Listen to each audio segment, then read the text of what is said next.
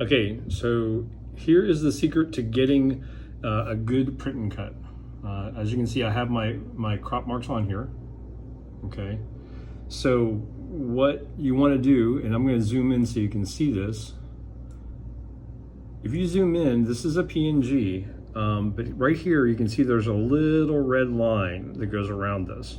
Okay, now if you switch up over to the send panel, you're going to see on your design where it's going to cut is like right on the outside of that image. Okay, well, that's going to be hit or miss because you're going to get like a little white paper if your alignment is off or whatever else like that. So what I do is I go back to the design tab. Okay, now with your image selected, okay, so I've selected the image. If I go over here to the little star, okay, right here, okay, which is the outlines, what I'm going to do is I'm going to do an internal offset. Okay, so if you look at the thing, you can see that it put another line in there. Okay, you can see like right here, there's this other line.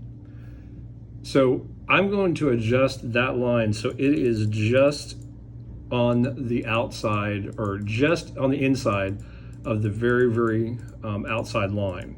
Okay, I usually go to about 0.2.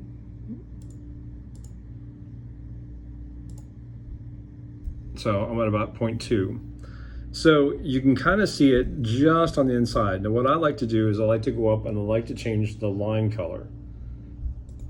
So if I change the line color to something that you can kind of see, like this green color, okay, you'll now see on the design that the line is just on the inside of the actual design. So it's going to cut this line right here if you do something very special.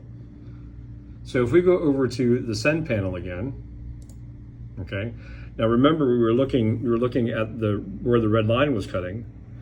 If you go over to the line tab here, you'll actually see that there are two colors, a red color and a green color. Well, remember we changed that interior color to that green.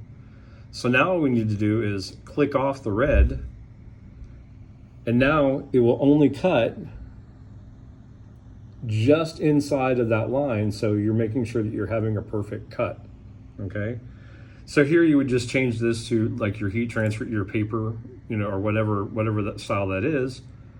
Okay, you would print this design first, of course, to get all the registration marks. Okay, and then from there you should get a perfect print and cut, just like I did here.